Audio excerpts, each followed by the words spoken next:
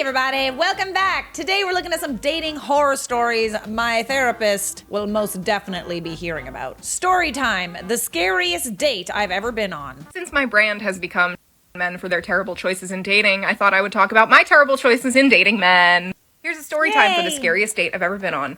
I was 18 or 19 years old living in California, and I decided to go on a date with a guy that I met on Tinder and go to In-N-Out Burger. If you're familiar with In-N-Out Burger, you know that the prices are low and the food is decent, so it was a good choice. We go to In-N-Out Burger, I took the bus, he took his car, because I'll be if I'm gonna let a man pick me up at my house. No thank you, I don't want to die today. So I go to In-N-Out Burger with this guy, we have the date, it's super nice, he's cool, blah blah. Since I had taken the bus, he offered to drive me home, and he had been normal, he had been cool, he had paid for the date, everything had gone well, so I was like, you know what, if it saves me a trip on the bus, that'd be cool. I'll just have him drop me at the corner instead of at my actual house. Like a dumb I'm directing him where to go. It's not far, literally like a 2-minute drive. And we get to my street and I'm like, okay, you can just turn here and like drop me off. And he just breezes right past the turn.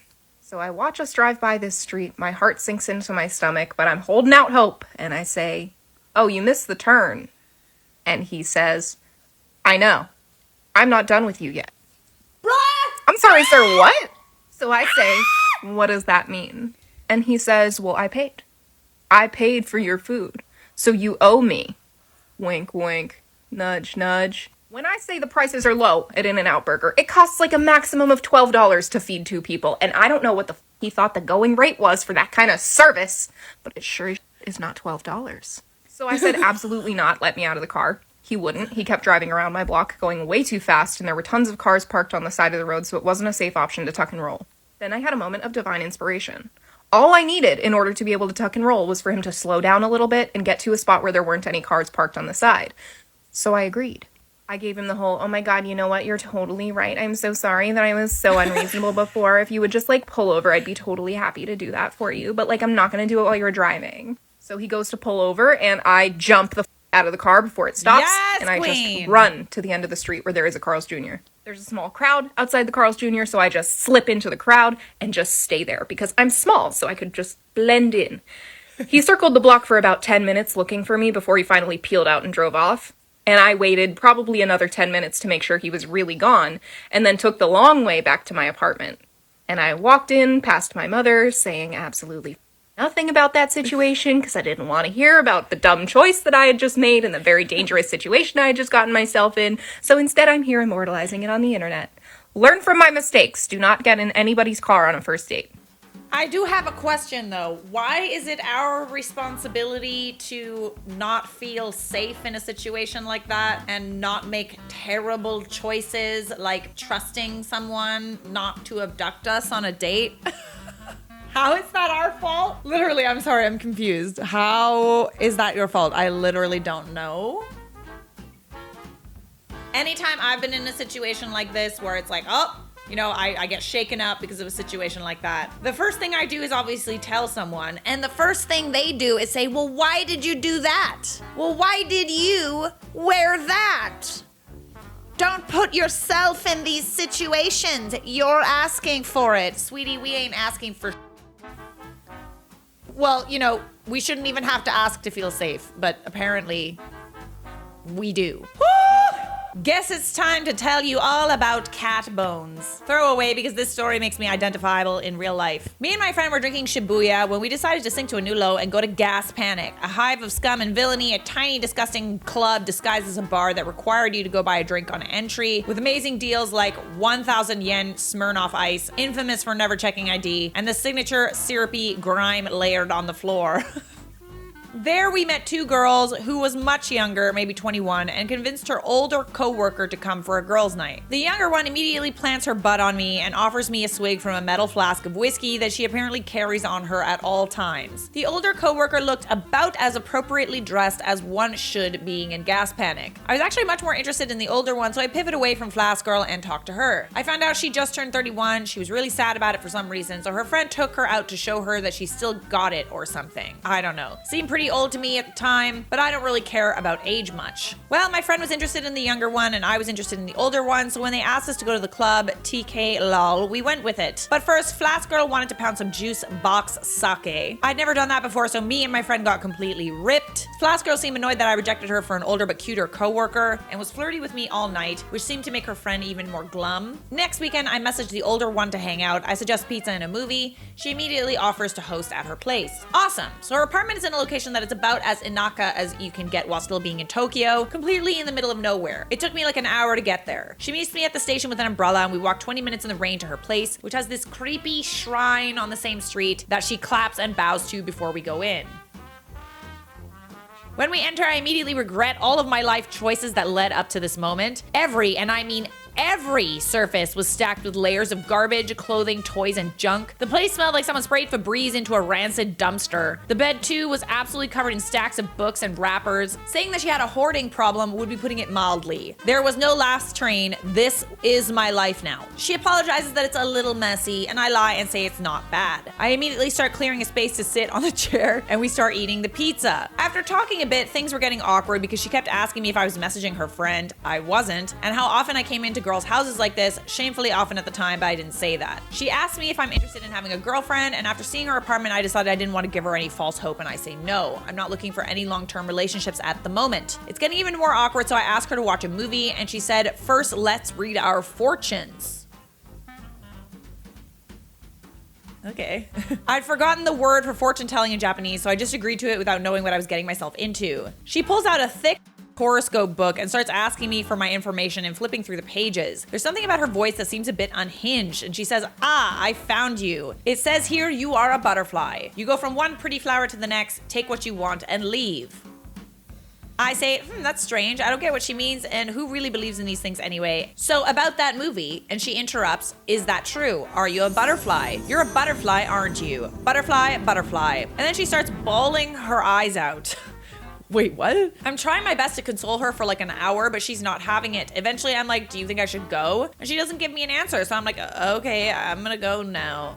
I walk out in the freezing rain with no umbrella looking for a hotel or net cafe, but there's absolutely nothing. I walk around for like an hour with my phone dying and decide to give up and just wait until the train station opens. I get a phone call from her asking where I am, and being cold and tired, I let her come get me. She's acting like nothing happened. We get back to her place and I say, let's sleep, okay? And I start cleaning, excavating her bed. And eventually I get to a box under her pillow and says, wait, don't move that. I keep it under my pillow for good luck. I ask her what it is and she explains that it's bones from her pet cat that passed away! Ah! Stop it! WTF, I'm pretty freaked out, but what can I do? So that night, I slept on some cat bones.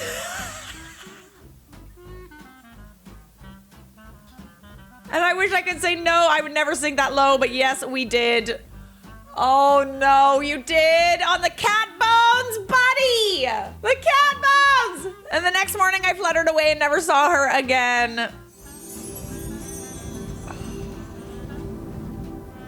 You just had to, didn't you? Oh God, cat bones. Dude, I kept thinking that maybe she would like rob you or something. Dated a guy who was arrested on our date by detectives. He tried to return a pair of fake Gucci sunglasses. When the store clerk threatened to call police, he flashed an FBI badge to the clerk. Turns out they got him on tape flashing what was actually his brother-in-law's FBI business card. The card has an FBI hologram about 3 inches by 5 inches in size, so it could pass as being legit on glance. Did I mention he was the school principal for a reputable Catholic school in my area? Story made headlines and all. And most recently, I received stage 5 clinger psycho text messages, pics included. Met this guy on Match.com, spoke to him maybe 3 or 4 times. He seemed legit until he called 15 minutes before our coffee date explaining he got into a car accident. I felt horrible since he was driving to see me. He insisted we meet up the next day. Guy starts talking about taking Xanax and he'll be fine. Being in recovery, it would be dangerous to date someone like him, strung out lawyer. So I let him down over the text message. Background, I'm a live-in caretaker for an elderly woman during the week, plus own a small biz I run on the weekends. Canceling for tomorrow. Not interested in rescheduling. Wow, some lady you are. A real catch. Aw, thank you. Very sweet. Thank you for understanding.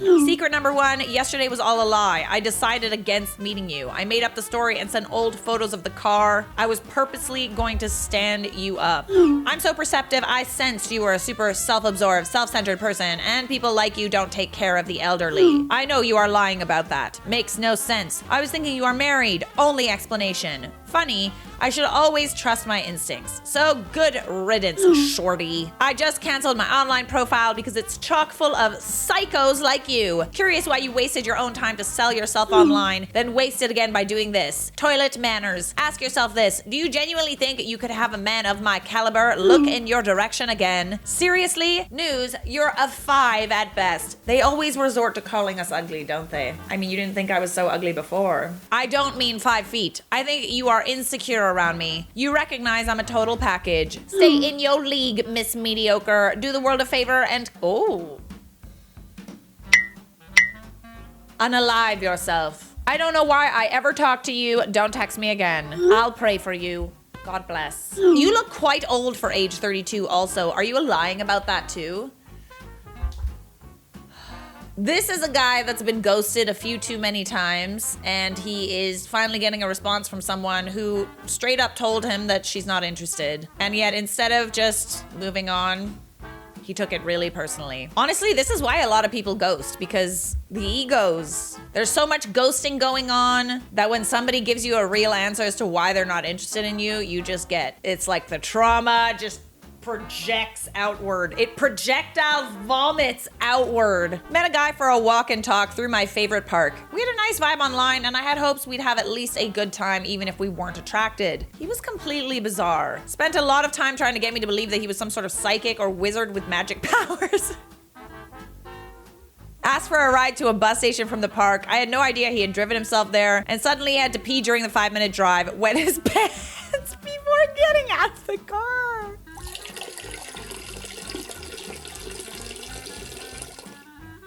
All right, should I share one of my dating horror stories? It was my birthday, and I had decided to, go to my ex's house. And, he invited me to stay over. And then I changed my mind at the last second. I decided, I'm not gonna go through with this. I'm gonna go home and have like a good night's sleep. I wake up in the morning the next day to a text from him that says that he pissed the bed. The bed that I was supposed to be sleeping in with him that night. Let's just say I dodged that bullet. I could have woken up in a pool of pee, but something told me, don't do this right now. I didn't think it would be because he pissed the bed, but I'm gonna go with it. I'm gonna say that I had an instinct. There was piss afoot. Date with a Navy guy. There are a few stories I'd love to tell that unfortunately involve Redditors, but here's one that doesn't. Went on a date with a Navy boy. He seems smart and sweet online. He picks me up in this incredibly ostentatious yellow Camaro, which I have the sneaking suspicion he borrowed, as it was a stick and dude was having a hell of a time driving it. We decided to go walk on the boardwalk for a while, so he pulls into a parking garage. In his attempt to park the car, he completely sideswipes the car next to us, leaving yellow paint all across their car. He didn't even act like anything happened, so I said, you may have just hit the car next to us. He gets out, looks at it, and then climbs back in and goes, I guess we should go park somewhere else, and peels out before I could even say anything. Fast forward, the date is going poorly, as a hit and run is never a good start. And it's miserably hot out, so we decide to see a movie. It happened to be Shrek the Final Chapter, a kid's movie. He has his feet on the seats in front of us, which is no big deal, until a dad holding his toddler daughter comes in, and the only seats that are still open are the one in front of us. Dad goes to sit down, Navy boy doesn't move his feet. In fact, he moves his feet forward a bit so that he hits the dad in the head. The dad looks back at us, then Navy boy sighs heavily, takes his feet down, looks at me and goes, My feet were there first. After the movie, he asked if I wanted to go for dinner. I said no. No, there's gonna be a no. He drops me off. I'm surprised he didn't drop the transmission as well, and asks when he can see me again. He had a great time. Married 5 years now. Just kidding. I took a mental note of his license plate and called the parking garage. Did not see him again. Good for you. Wow, excellent. Love that. Do any good stories start with went on a date with a Navy boy? Asking for a friend. Because I know they cute. Alrighty guys, be sure to tell me some of your dating horror stories down below in the comments. I shared, now you share too. It's only fair. Subscribe! Got something that you